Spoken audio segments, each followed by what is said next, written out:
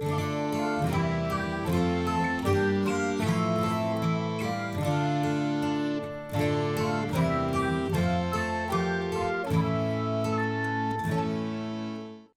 my dear students. I'm Dr. Vaishaly Bharambe. I've been teaching anatomy for more than 25 years and I love it.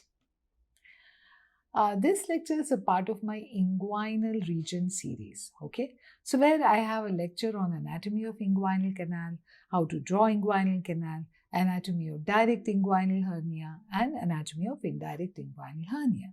Today we are discussing anatomy of indirect inguinal hernia. Why should we study this? You should study it because inguinal hernia is a very common condition. It's treated surgically. For doing surgery, you have to know anatomy. You can't just go operating without knowing the basics. So, alright. It's also inguinal hernia is a very common short case in surgery exams. And then, of course, there are so many MCQs based on inguinal hernias and their anatomy. For example, this one. I'm going to expect you to solve this on your own at the end of the class. Let's see if you can manage that. Okay? Right. So how are we going to discuss anatomy of indirect inguinal hernia? We'll first define inguinal hernia. Then we're going to discuss its development. You must be thinking, ma'am, ये embryology क्यों ला रहे हो इस सब में? Why are we studying development? Understand that indirect inguinal hernia is basically a developmental based problem. So when there is abnormality in the development, then only you have this hernia happening most of the time. So you have to know the development. Don't worry, it's not difficult at all. You will enjoy yourself. Okay. So abnormalities in development leading to indirect inguinal hernia. Then we'll discuss its anatomy, the types of indirect inguinal hernia, and so on. Finally, we will discuss how to differentiate between direct inguinal hernia and indirect inguinal hernia. Are you ready for this? Let's begin. Right. Students, as usual, I'm asking all of you to sit with some color pencils, some digital drawing notebooks, so that you can draw when I ask you to draw. Okay? Let's begin. I want to begin this lecture by defining inguinal hernia. Since it is indirect inguinal hernia, we need to know what is inguinal hernia. Inguinal hernia is an abnormal entry of an abdominal content, mostly covered by peritoneum, into the inguinal canal. Think about it. Some abdominal content is abnormally entering, may be covered by peritoneum, into the inguinal canal. That is inguinal hernia. To understand the anatomy of indirect inguinal hernia, it's important to understand the following. What are these structures you should know? You should know development of inguinal canal, descent of testis and ovary, and gubernaculum. In short, you should know your embryology. Come on, let's begin. Okay, so here you can see the pelvic region of a developing embryo. You can see that this is the abdominal wall, and here in the posterior wall, high up in the abdomen, is the development of testis happening. This here is the future labioscrotal swelling, and this is the gubernaculum, which is a cord-like structure attaching the testis down to the labioscrotal swelling. All this is covered by peritoneum. Okay, like a blanket, the peritoneum is covering all this. Now let's see what happens in development. Slowly the gubernaculum begins to shorten. Just imagine that it's a kite. The testis is a kite, and the string of the kite is the gubernaculum. As you shorten the string, the testis begins to descend down. As the testis descends down, it is anteriorly led by a pouch of peritoneum called the processus vaginalis. Okay. So here in the second image, you can see testis has descended some more. And throughout this processus vaginalis is the pouch that is leading way through the various abdominal muscles, and the testis just follows. It's basically hollowing out an inguinal canal between the muscles. At this point, I want all of you to imagine that you are in a very crowded place, maybe a crowded railway station. Your parents will usually walk in front and you will walk behind. So your parents are created like a channel. They are creating a channel through which you're walking. Same thing the processus vaginalis is doing. It is creating a space between the muscles behind which the testis is descending. Got it? Right. So now what has happened here in this last image, the testis has descended down into the scrotum.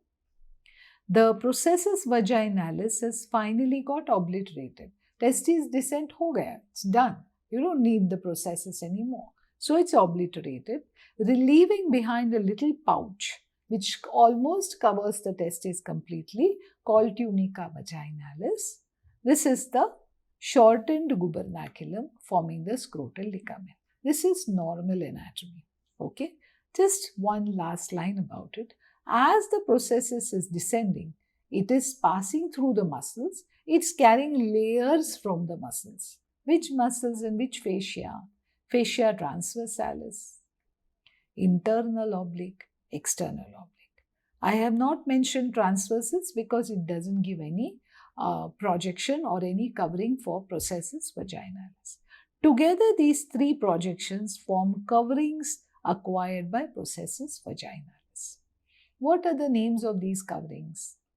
Take a look. Fascia transversalis gives rise to internal spermatic fascia. Internal oblique gives rise to cremasteric fascia. External oblique gives rise to external spermatic fascia. So how many? Internal spermatic fascia, external spermatic fascia, and in between the two, the cremasteric fascia. Three layers are acquired from the muscles. What about transversus? It does not give any fascia. Got it? Take a look at this image. This is the final development. Here you are seeing the testes, spermatic cord, and so on. Anteriorly covered by tunica vaginalis, further covered by three layers called coverings from inside out. What are the three layers? Internal spermatic fascia, cremasteric fascia, external spermatic fascia. Internal from transversus abdominis, cremaster from internal oblique, external spermatic fascia from external oblique. You must get this in your brain. Okay? So this is how normal development occurs. End of discussion on development. Okay, so let's one quickly revise. Testes in the posterior abdominal wall, this is gubernaculum. Begins to descend down, the canal is being hollowed out by processus vaginalis. Further descent finally lies in the scrotum. Processus vaginalis has pulled down coverings as it's descending down. Processus vaginalis obliterates. This is the final state of affairs. One tunica vaginalis, remnant of processus vaginalis, and three coverings surrounding all this in the form of internal and external spermatic fascia, in between them cremasteric fascia. Question: what happens if something goes wrong? You know very well, development is not foolproof. कहीं ना कहीं कुछ ना कुछ गलत हो ही जाता है. Something may go wrong in development. What happens? Suppose processus vaginalis never gets obliterated. Then what will happen? Take a look. Here's the processus vaginalis which has not got obliterated. Can you see that it is very much patent? Processus vaginalis now communicates easily with the abdominal cavity. Can you see that? Right? So what happens? Abdominal contents enter the inguinal canal by passing through the deep inguinal ring. This is where you will have the deep inguinal ring. Now abdominal contents pass through this to resulting in development of what is called indirect inguinal hernia. When an abdominal content passes through deep inguinal ring into the inguinal canal, it is called indirect inguinal hernia. How are they allowed to do so? They are allowed to do so because processus vaginalis has remained patent. It has not got obliterated. Got it? Right. So, revise. This is the patent processus vaginalis. Abdominal cavity is now communicating easily with the processus vaginalis. Abdominal content are therefore able to follow the same path, passing through deep inguinal ring, resulting in development of what is called as indirect inguinal hernia. Right. So we come to the topic of indirect inguinal hernia. This is a very important diagram. Okay, you will understand it, you will draw it, don't worry. So, define indirect inguinal hernia. This is a hernia wherein abdominal contents pass through deep inguinal ring into the inguinal canal in this manner. Right? So, let's familiarize ourselves with the anatomy of indirect inguinal hernia. These are transversus and internal oblique muscles covering the deep inguinal ring anteriorly. The canal extends from deep inguinal ring to superficial inguinal ring. This is the inguinal canal. The inferior epigastric artery passes posteriorly such that it comes to lie medial to the deep inguinal ring. As the processus vaginalis passed through various abdominal muscles, if you recall, it pulled 3 layers, extensions from each of the muscles and fascia it passed through. The innermost was called internal spermatic fascia from fascia transversalis. Next was cremasteric fascia from internal oblique, and next was external spermatic fascia from external oblique. Now pause. Take a look. Can you see the arrow descending down? Let's do this once more. This is how your indirect inguinal hernia occurs. Abdominal contents pass through deep inguinal ring, pass into the inguinal canal. They may or may not completely pass through superficial inguinal ring to reach the scrotal sac. They will be covered by these 3 layers, as you can clearly see. If you are able to understand this diagram, you are basically understanding the anatomy of indirect inguinal hernia. I'll put up a video which will tell you how to draw this separately also. So, features of indirect inguinal hernia, some theory, students. Indirect inguinal hernia is 20 times more common than direct. That means nature does go wrong in development pretty much, right? It's congenital in origin most of the time because of non-obliteration of processus vaginalis. It may also happen because of heavy lifting. You're lifting too much weight, you may just result in development of indirect inguinal hernia. It's often seen in children and young adults, obviously because it's mostly congenital. It's more common in males than females, and almost 1/3 of these hernia are bilateral. If there is a mistake, it's usually on both sides, resulting in bilateral indirect inguinal hernia. They're more common on the right side. Why? That's asked in Vivas. It's not my pleasure. Somebody else's. They're going to ask you this. That's because the right side processus vaginalis obliterates later. So more chances of it not completing its obliteration. Plus the path along which the descent happens is more oblique on the right side compared to the left side. These are the reasons why you find indirect inguinal hernia more common on the right side. Okay. So one last thing you should know, take a look at this image. This is the deep inguinal ring. This is the superficial inguinal ring. This yellow thing is the patent processus vaginalis. The neck of the sac is situated at the deep inguinal ring, medially related to the inferior epigastric artery. The hernial sac may pass through superficial inguinal ring. Here it is related anteriorly to the ilioinguinal nerve. Just remember, throughout, once the hernial sac has entered into inguinal canal, it is anteriorly related to the ilioinguinal nerve. Right? The sac is related above and medial to the pubic tubercle. This is a very important relation. It helps you to differentiate inguinal hernia from femoral hernia, which lies below and lateral to the pubic tubercle, whereas inguinal hernia lies above and medial to the pubic tubercle. Right. Just remember this relation of indirect inguinal hernia and ilioinguinal nerve. It is possible to compress that nerve by a hernia, or the nerve can be damaged during the process of herniorrhaphy. This relation must be remembered. Right. An MCQ. A patient with indirect inguinal hernia was complaining of pain in the scrotum. This could be because of the hernial sac compressing the following nerve. Which nerve? Common sense. It has to be ilioinguinal nerve because we've just learned the anatomy. Right. So some anatomical facts you should remember about indirect inguinal hernia. Here the hernial sac always passes through deep inguinal ring.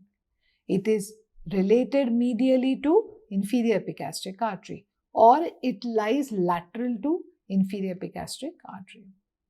The hernia is always above and medial to the pubic tubercle. It's always related to which nerve? Ilioinguinal nerve. 4 anatomical facts you should always remember. Right. Indirect inguinal hernia and its types. Last 5 minutes of the class, students. Remember, we are talking about a non-closure of the processus vaginalis. It may be incomplete non-closure. It may be complete non-closure, right? So take a look. This is the deep ring. This is the superficial ring. This is the hernia that has reached up till the superficial ring but not beyond that, because distal part of it has got obliterated. Distal part of the processus vaginalis is obliterated.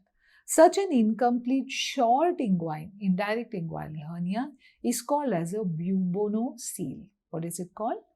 Bubonocele. It's a short, incomplete indirect inguinal hernia. Let's go to the next one.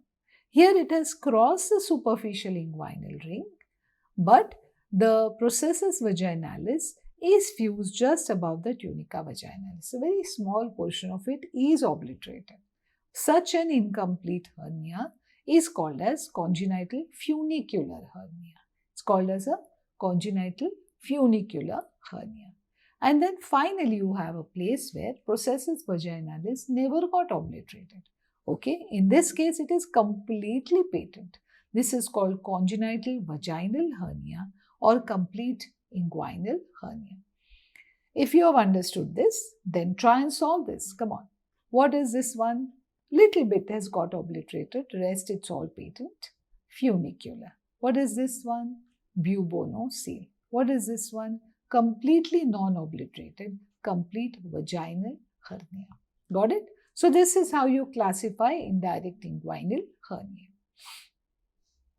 What about female? Ma'am, you've been just talking about hernia, scrotum. What about females? Does it not happen in females?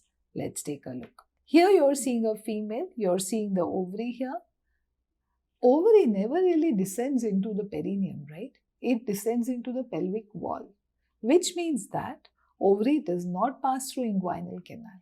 Therefore, what happens in females is that the gubernaculum only passes through the inguinal canal, forming the round ligament of uterus. That means inguinal canal remains very narrow. It does not have the ovary passing through it. So, because it is so narrow, it does not result in development of indirect inguinal hernia. However, sometimes, take a look at this blue thing, a small pouch of peritoneum may pass through along with gubernaculum. Okay, this is called canal of Nook. It remains in the form of a canal called canal of Nook. Now, this canal of Nook is a site of potential indirect inguinal hernia. What should you remember in females? Ovary does not descend through inguinal canal. So, inguinal canal is very narrow. It only contains gubernaculum forming round ligament of uterus. A small pouch of peritoneum may be present in inguinal canal called as canal of Nook. This is the site of potential indirect inguinal hernia.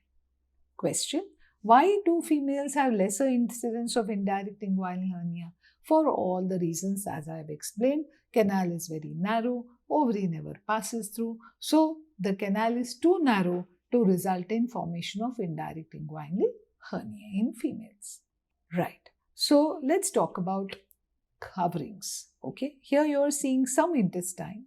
It has found a small weakness in abdomen and it has herniated out. So this is intestinal loop. It has herniated out. As it was herniating, it carried a pouch of peritoneum around it. Okay, so that's the first layer covering the intestinal loop. As it passed through the muscle, it carried a layer of muscle along with it. That's layer covering 1. There was one more muscle. It pulled a layer from that as well. That is covering 2. It was also finally covered by superficial fascia and skin. All these structures together form coverings of hernia. Peritoneum, muscle 1, muscle 2, superficial fascia, skin. Everybody forms the coverings of hernia. The narrowest portion of the hernia here, as it passed through the gap in the abdomen, is called as a neck of hernial sac. So question is, why did I teach you all this? I taught you because we need to know what are the coverings of indirect inguinal hernia, right? I think this is very easy because we've done this earlier, but I'll just take you through it once. This arrow represents abdominal content passing through the deep ring into the inguinal canal, okay? Therefore, it will be covered by what? It will be covered by peritoneum. Abdominal contents are covered by peritoneum. So, the first layer covering it is peritoneum. This peritoneum is covered by extraperitoneal tissue. Here, the white gap is extraperitoneal tissue, which is then related to internal spermatic fascia, which means related to what? Fascia transversalis, giving rise to internal spermatic fascia. What's the next layer? Common sense. You should be able to answer that. Next layer is internal oblique, giving rise to cremasteric fascia, and external oblique, giving rise to external spermatic fascia. So now what are the layers you saw? Take a look. You saw parietal peritoneum, extraperitoneal tissue, internal spermatic fascia, cremasteric fascia, external spermatic fascia. Once these layers have gone down, it is covered by dartos muscle and skin. So all these form coverings of indirect inguinal hernia. Let's revise this once. This is the deep ring. This is the superficial ring. You can see that this is the hernia inside, covered by peritoneum, internal spermatic fascia, cremasteric fascia, external spermatic fascia, dartos and skin. Got it? This is how you learn this. Revise with me once. The abdominal content which is herniating will be covered by peritoneum, extraperitoneal tissue, internal spermatic fascia, cremasteric fascia, external spermatic fascia, dartos muscle and the skin. These are coverings of indirect inguinal hernia.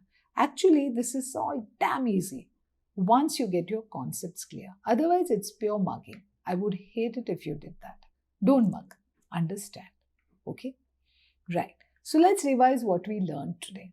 We've learned what is inguinal hernia.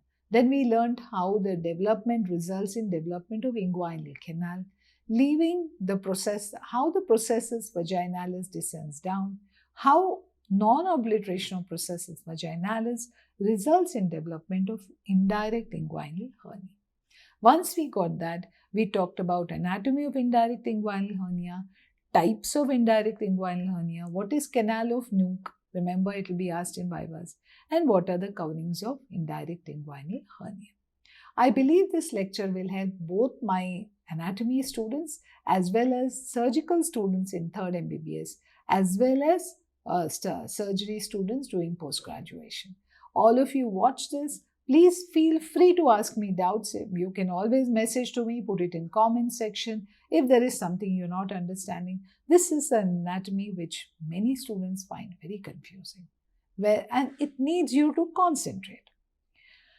As you know, there is something called as a direct inguinal hernia as well. So how will you differentiate the two? Remember, entry of hernia. In case of indirect inguinal hernia, entry is through deep inguinal ring. Indirect, it is through triangle of Hasselbalch, directly forwards. Relation to inferior epigastric artery. Indirect lies lateral to inferior epigastric artery, direct lies medial to it. Direction of hernia, yes, tell me. Downwards, forwards and medially. In case of direct, directly forwards. When is indirect inguinal hernia seen? Since it's related to development, it's seen in children and young adults. Direct hernia is related to weakness of abdominal muscle, therefore seen more in elderly people. Indirect inguinal hernia has same coverings as vas deferens.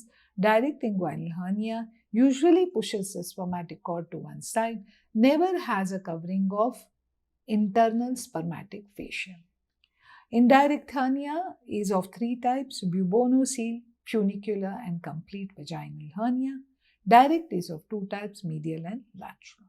With this, I want students who are further interested to explore these concepts, what is reducible or irreducible hernia, What is obstructed, strangulated hernia? All these are thoughts that should strike you. You should feel like exploring. I hope you do.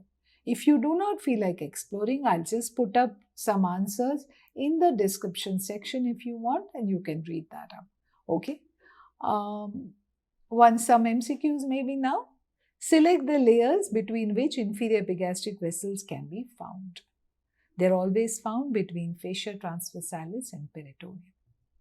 A man came to the physician with history of lifting heavy weight. Pain was felt in lower abdominal wall. A small inguinal hernial pouch was found on examination, lying lateral to inferior epigastric artery. Finished. If it's lying lateral to inferior epigastric artery, it has to be indirect inguinal hernia. Sometimes you need only one hint to come to the answer. A female patient came with indirect inguinal hernia. The contents of hernia are accompanied by which structure in the inguinal canal? Which structure? Round ligament of uterus. Right. So with these very simple MCQs, yet MCQs which need you to really understand the topic, you can't just randomly answer them correctly. So I have enjoyed taking this class. I hope you also learned a good deal about anatomy of indirect inguinal hernia. There are 4 more lectures under the topic of inguinal region. I want all of you to go watch them. The links for all that are given in the description section. Students, I enjoyed taking this class. I hope you did too. Bye. See you across the screen in some other video.